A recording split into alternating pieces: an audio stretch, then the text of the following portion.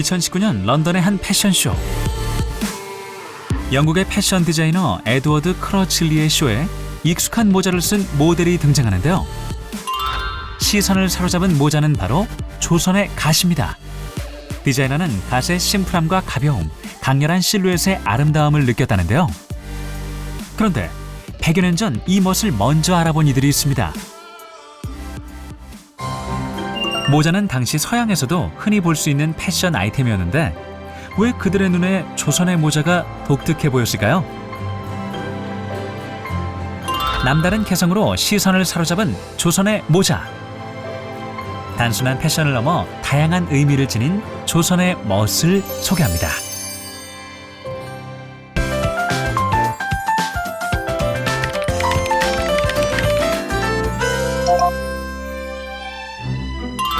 고운 비단옷을 차려입었지만 뭔가 허전해 보이지 않나요?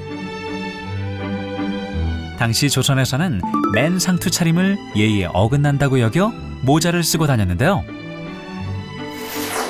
조선이 모자의 왕국이라 불릴 만큼 다양한 모자를 가지고 있었던 이유.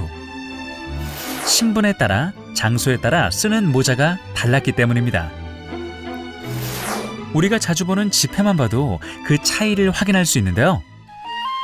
퇴계 이황은 유학자들이 쓰는 복권을 썼고, 율곡이는 양반들이 집안에서 쓰는 정자관을 썼죠. 세종대왕은 왕이 업무를 볼 때 쓰는 익성관을 쓰고 있고요.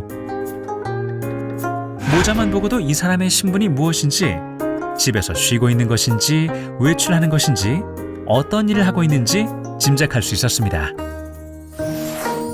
그렇다면 다음 중 조선 후기 양반이 쓰지 않는 모자는 무엇일까요? 정답은 패랭이입니다. 서민들도 신분에 맞는 모자를 쓰고 다녔는데요. 이마저 마련할 형편이 안 되면 맨 상투 차림으로 다니기도 했다네요. 여성은 예복에 갖춰 쓰는 족들이나 화관 등도 있었지만 왕실이나 양반 계층에서 사용한 너울과 일반 부녀자가 사용한 소매가 있는 장호처럼 얼굴을 가리는 용도로 사용된 쓰개도 있었습니다. 늦은 밤 남녀의 만남을 그린 신윤복의 그림에도 쓰개 치마를 뒤집어 쓴 여성이 나오죠. 이렇게 각양각색의 모자를 쓰고 다녀서 외국인의 눈에 특별해 보였던 것일까요? 아마 외국에서도 모자들을 평소에 많이 써서 잘 알고 있었을 텐데 한국에 왔더니 계절별로 다르기도 하고 신분이나 아니면 직업에 따라서도 모자를 다 다르게 다양하게 써서 한국이 좀 그렇게 특이하게 보이지 않았을까 싶습니다.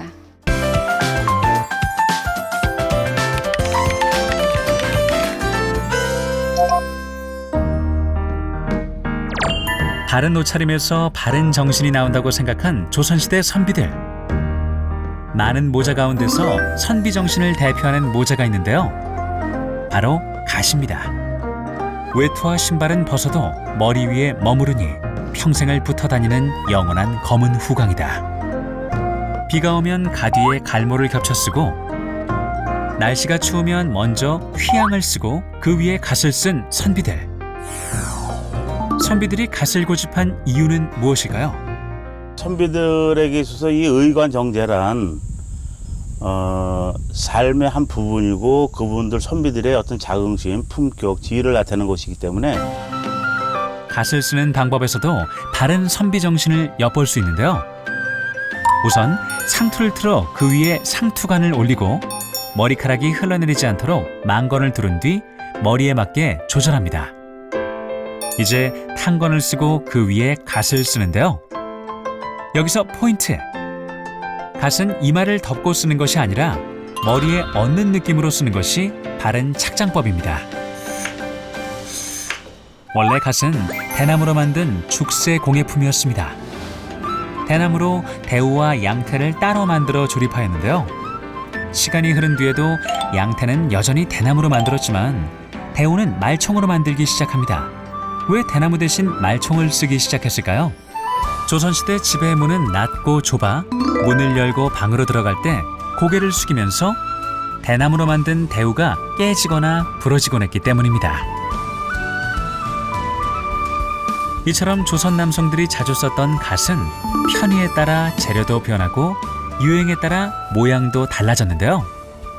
조선 초기 때는 모자가 좀 둥근 형태, 그리고 너비가 한 45cm에서 50cm 정도, 그러니까 남자 성인 어깨가 조금 넘는 정도의 그런 크기들이었다가요, 점차 그게 더 커져가지고 남아있는 유물들 보면 61cm, 그러니까 어깨가 넘는 되게 큰 것들로 갔고요. 당시 선비들도 대우와 양태 모양의 유행을 쫓으며 패션에 신경을 썼다고 합니다. 심지어 갓을 크게 만드는 것이 유행하면서 지나치게 큰 갓을 금지하는 법령을 시행하기도 했다는데요. 그리고 지나치게 화려하고 비싼 갓 장신구들이 문제가 되기도 했습니다. 보관하는 갓집이 따로 있을 정도로 귀한 대접을 받은 갓. 그렇다면 선비의 필수품 갓의 가격은 얼마였을까요?